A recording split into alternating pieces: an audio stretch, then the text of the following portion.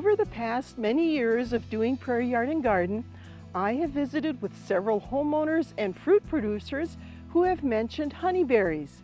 Each time it was past the season of production, so I have not actually gotten a chance to try a real honeyberry. I'm Mary Holm, and today is finally my chance to try a fresh honeyberry right off the bush and to learn all about producing this lesser known and newer type of fruit. Funding for Prairie Yard and Garden is provided by Heartland Motor Company, providing service to Minnesota and the Dakotas for over 30 years in the heart of truck country. Heartland Motor Company, we have your best interest at heart. North Dakota State University, through its Field to Fork educational program, providing research-based information on growing, preparing, and preserving fruits and vegetables. Mark and Margaret Yakel-Julien in honor of Shalom Hill Farm, a nonprofit rural education retreat center in a beautiful prairie setting near Windham, Minnesota. And by Friends of Prairie Yard and Garden, a community of supporters like you who engage in the long-term growth of the series. To become a friend of Prairie Yard and Garden, visit pioneer.org/PYG.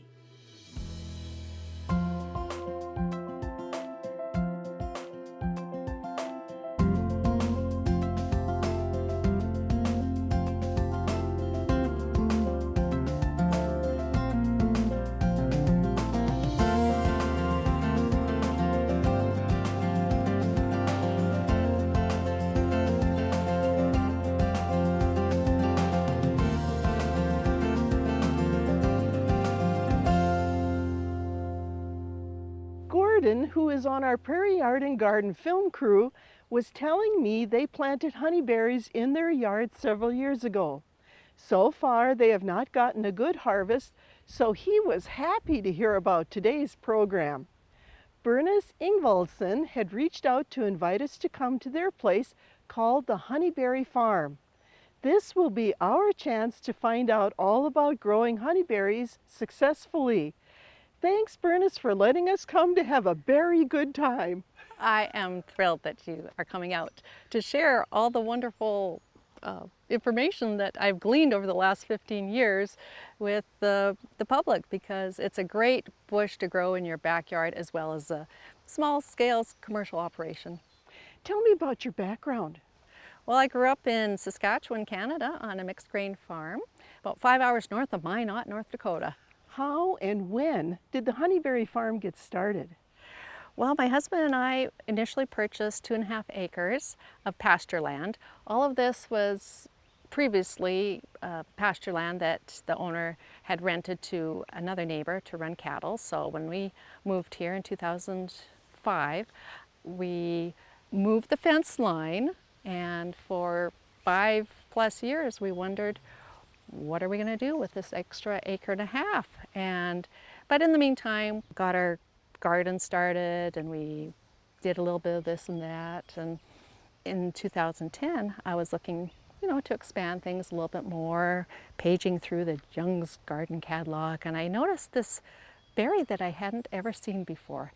And it was a strange shape. It was oblong, but it was bright blue and such an attractive color and an intriguing shape, and it was zone 3 cold hardy, so what's there not to like about it? So what is a honeyberry? A honeyberry is an edible honeysuckle, a blue honeysuckle, and its Latin term is Lonicera caerulea, and caerulea in Latin means blue, and it's in the Lonicera family. It grows in the wild, actually, even up at Big Bog State Park here in northern Minnesota and across Canada in some of the mountainous areas as well, but it's not very common, and the North American varieties are usually smaller bushes with smaller berries that the critters will find before humans do. But honeyberries are very vigorous, and so they are very adaptable. They grow in a wide range of soils, from a pH of 4.5 to 5 to up to 8, and in various types of soils. So a very adaptable plant that we are really happy that we stumbled upon, saw it in that garden catalog, and ordered my first 2 plants. So when should you plant them? They are very vigorous and can be planted in the spring or fall. We like to get them in the ground ideally while they're still dormant so that they'll wake up in their new location. And in the fall, we ship when they're dormant again, so they don't wake up till spring, but we can stick them in the ground anytime prior to freeze up, and then they're all ready to wake up first thing in the spring, and they do wake up really early. So do they need like an acidic type of a soil, or do you need to add acid to the soil? Not at all, not like blueberries. They do better in a more neutral soil, but they are adaptable to a wide range, even 5 or lower up to 8 pH. Should you plant them in the sun or in the shade, or are they fussy that way? Up north here, full sun is ideal, but they can grow in the shade, but would probably not be as productive. In southern climates, where you get that intense sun, it's advantageous to have partial shade and also to mulch them real heavily to try and keep the roots cooler. So we've been sending plants as far south as Georgia. The later blooming varieties, they're more acclimated to the warmer zones versus the Siberian ones that are more suited to the northern zones up to about zone 4 or 5. So we try and help our customers to select, appropriate varieties that will cross-pollinate with each other and be the most suited to their area. Are honeyberries native to the United States and Canada? Well, yes, the Lonicera caerulea species does grow in various areas, northern United States, across Canada, and in some of the mountainous areas as well out west. But they are a different cultivar selection than what we have here, because the native ones are usually shorter with smaller berries, and these ones have been selected for larger berries, maybe more flavor and different characteristics. Do you have to worry about plant hardiness at all? These plants are so hardy, especially the ones from northern Russia, Siberia. They're good down to 50 below, and so we've sent plants up to North Pole, Alaska, and of course they have a good snow cover there, so we have never had any fatalities simply because of it being too cold here. How about frost damage when they're blooming in the spring? This is one of the unique aspects about honeyberries. The blossoms are pointed downwards, and they are so tolerant of frost, they can withstand several hours of down to like 20 degrees Fahrenheit. And they just bounce back. Bernice, can we learn more about the production aspect of honeyberries, either for the home gardener or for commercial use? Certainly, I'd love to show you. Come with me.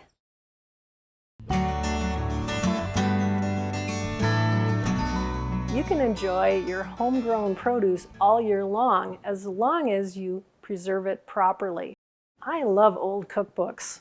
I have quite a collection, and here are just a few. Some of them are quite frayed and taped together. A while ago, someone gave me a collection of 1940s era cookbooks. And while you can use all the recipes safely, the canning recipes are ones that I wouldn't recommend, because in fact, they have oven canning, which we don't recommend, open kettle canning, which we don't recommend. So where can you get other canning advice? Well, certainly the internet, but keep in mind with the internet, anyone can put anything on anytime.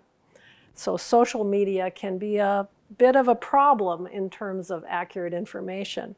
Be aware that your best sources of information are either the National Center for Home Food Preservation or Cooperative Extension. Your jars are one of your primary types of equipment, and you can keep using these repeatedly as long as the jars are not cracked or chipped. The threads on the jar from 1 inch to a 1/2 inch to a 1/4 inch tell you how far the headspace will be, the distance from your food to the top of the jar. You also want to use the standard 2-piece canning lids, and these can only be used one time. The screw band can be used repeatedly. And I have a couple pieces of equipment. I have a granite canner, and I also have a more recent electric water bath canner. Either one is safe to use. Keep in mind that you want to always use safe canning methods. This is Dr. Julie taking you from field to fork. Until next time. Well, here we are, Mary, with one of the most popular honeyberry bushes or hascap bushes worldwide. This one came out of the University of Saskatchewan breeding program. It's called Aurora.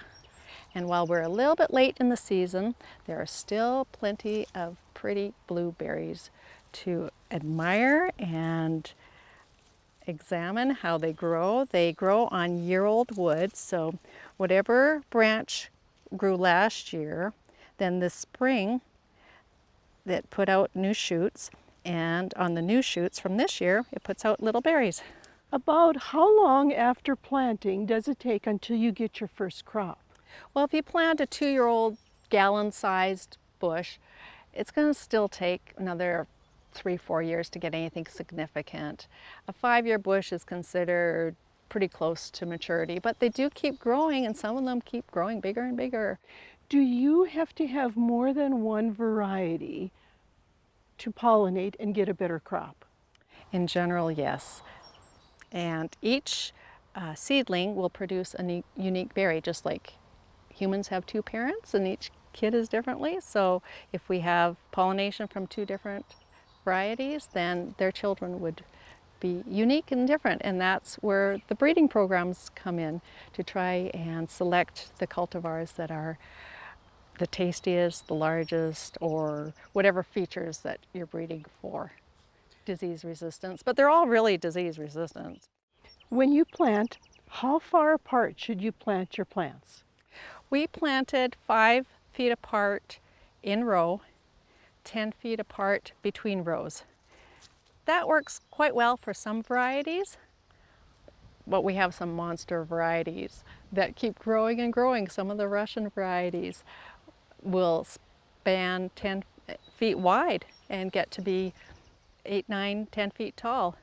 Even some of the Japanese varieties and will get maybe not so tall, but quite wide. So fortunately, we can prune and control the size by pruning at the base, and that also helps to rejuvenate the bush after several years. They don't need a lot of care, but there are ways to control the size. But it's a good thing to do your research and find out what variety you're going to get and what space you have, even if you're a home gardener or a commercial gardener. When should you prune? Ideally late winter, early spring before they break dormancy, but honestly we've pruned any time. I pruned in August, we pruned in the spring, and they are so vigorous they just grow back. In fact, in the row right behind you, we mowed that down, I think it was September, and they came back just fine. They've grown 2 feet already this year. But no berries are produced because berries are only produced the second year on second year wood. Do the plants make suckers and get bigger from the bottom? This is a great thing for home gardeners because you aren't going to have suckers popping up in your lawn. You aren't going to have suckers running underground into your neighbor's lawn, which is even worse. They are contained. They will branch out from the crown, but no suckers. Okay. Do you fertilize? And if so, what do you use? That's another great thing about these bushes because I never get around to fertilizing. And they seem to be doing quite well. So the only thing I tell people is if you're going to fertilize, especially on small plants, be very cautious because they have shallow roots and over fertilizing can burn the roots. How about what do you do for weed control? Critical the first 3-4 years. Competition from your lawn is going to choke. It's going to, draw that moisture away and the nutrients from the soil, and it's going to stunt the plants. And you want at least, I tell people, 3 to 6 feet diameter, weed-free, grass-free around the plant, at least till they get established. What are the uses of all your honeyberries? What can't you do with honeyberries, Mary? Anything you would do with any other fruit. So of course, eating them fresh right off the bush, nothing better than that. They freeze well, juice up really well. The only thing I would say that maybe you want to do is mix them with something like blueberries for a pie, because they are so juicy. It's kind of like eating jam. They are so juicy and so sweet. So I like to make the jam instead of the jelly because all the flavor is utilized, you know, when you make jam. And the skins are so thin that you don't really, it's not very chewy, and the seeds are so small you aren't going to hardly notice them. Do these have good nutritional value? Extremely. Antioxidants, vitamin C. It has quite an impressive nutritional profile. But especially with all the antioxidants and polyphenols, you have a skin that's very dark, you know, blue, indicating that it's high in those, usually high in those. And then, but inside, there are 2 berries that are surrounded by skin. So each berry is actually a twin that has skin. So there is more skin surface on these berries than any other berry that I know of. Bernice, I'd like to know more about how you actually harvest these, and also to find out a little bit more about your whole operation. Come with me, Mary.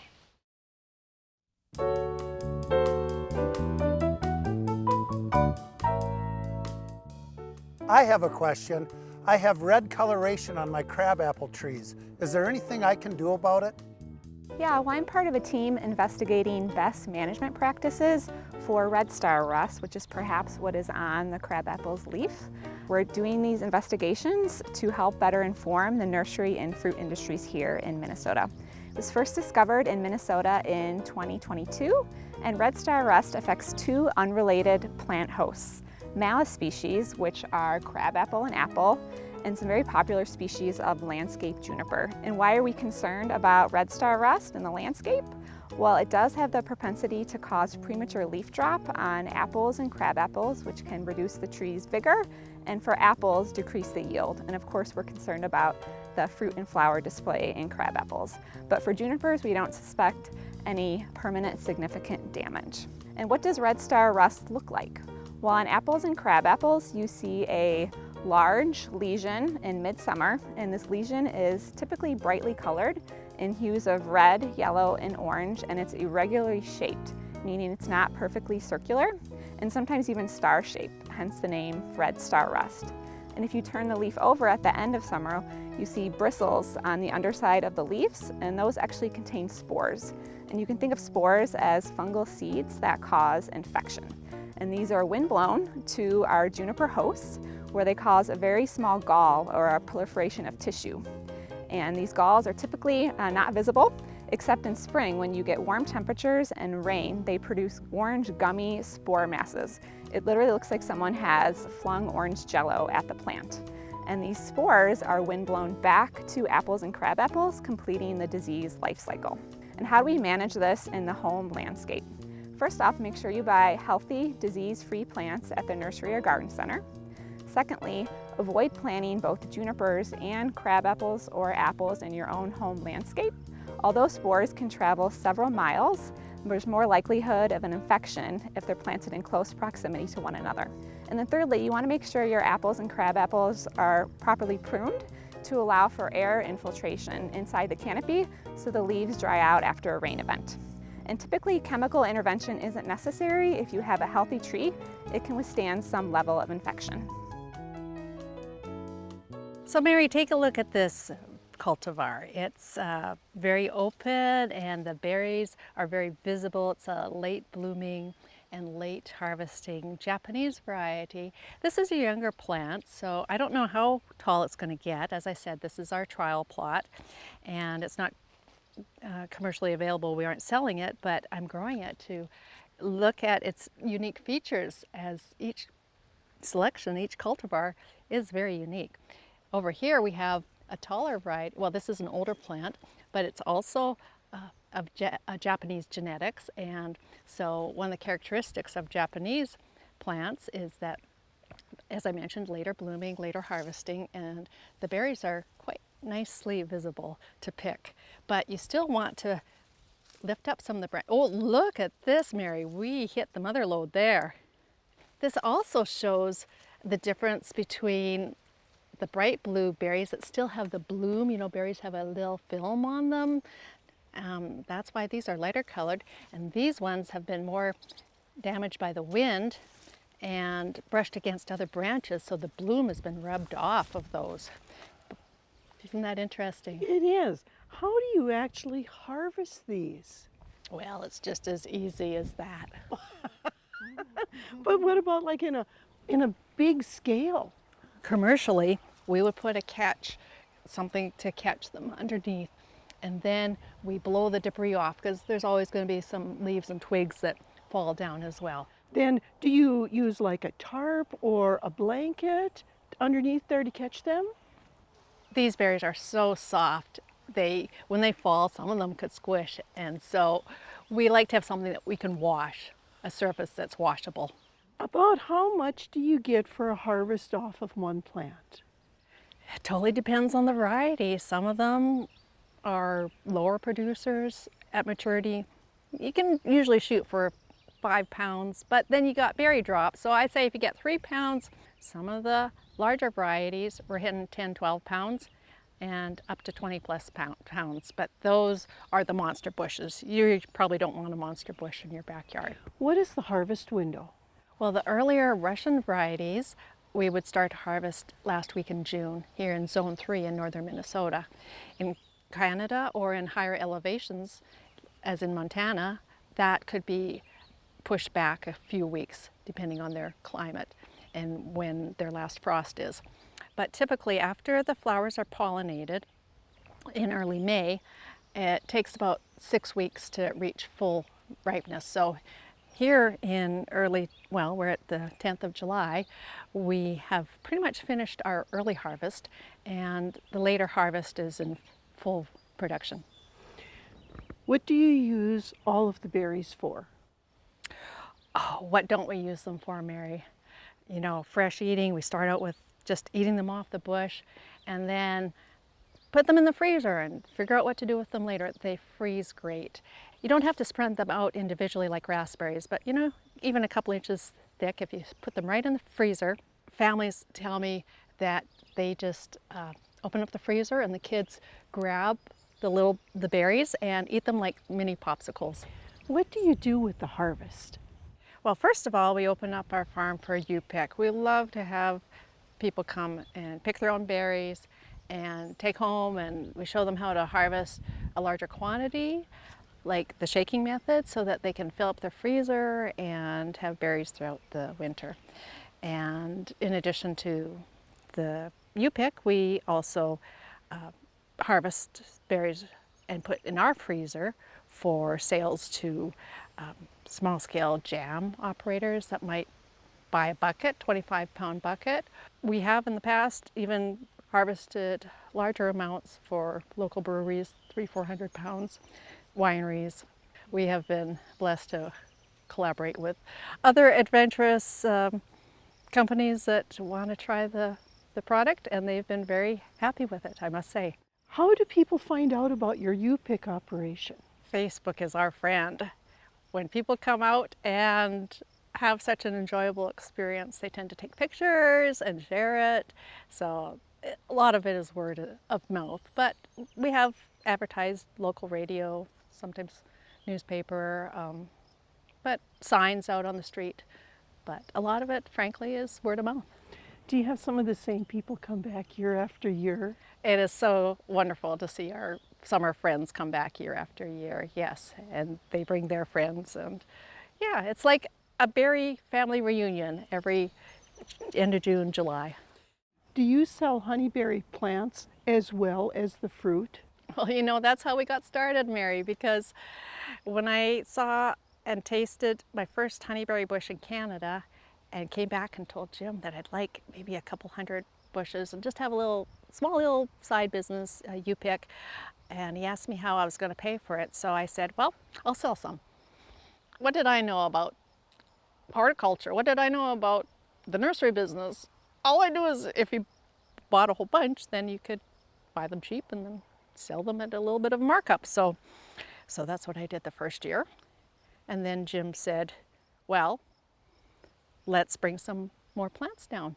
So we started out with 3 honeyberry varieties and 2 cherries, and now our mail order nursery, honeyberryusa.com, offers a wide range. Pretty much, we want to grow any specialty berry that's zone 3 cold hardy. We have tart cherries, we have gooseberries, we have currants, even kiwi. That's kind of my special new thing. Is last year we got our first fuzzless kiwi. There's way more items that you can grow in zone 3 than raspberries and strawberries. Our goal is to explore and offer some of these specialty cold hardy berries. Do you have some recommendations for homeowners who would like to get started with growing honeyberries? Yes, there are a couple things to keep in mind. 2 different varieties that bloom at the same time, either early mid or mid-late bloomers.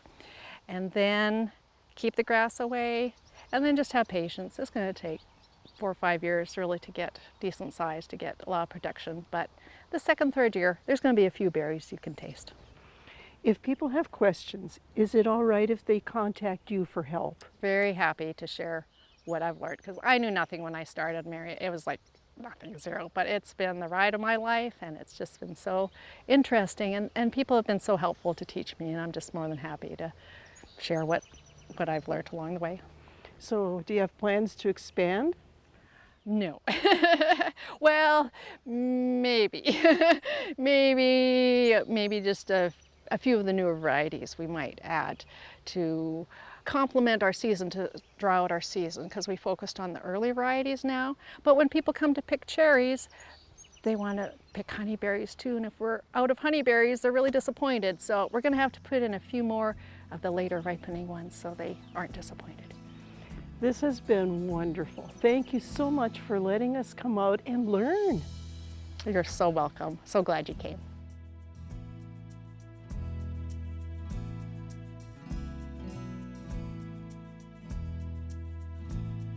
Funding for Prairie Yard Garden is provided by Heartland Motor Company, providing service to Minnesota and the Dakotas for over 30 years in the heart of truck country. Heartland Motor Company, we have your best interest at heart. North Dakota State University, through its Field to Fork educational program, providing research-based information on growing, preparing, and preserving fruits and vegetables. Mark and Margaret Yackel-Julien in honor of Shalom Hill Farm, a nonprofit rural education retreat center in a beautiful prairie setting near Windham, Minnesota. And by Friends of Prairie Yard Garden, a community of supporters like you who engage in the long-term growth of the series. To become a friend of Prairie Yard Garden, visit pioneer.org/PYG.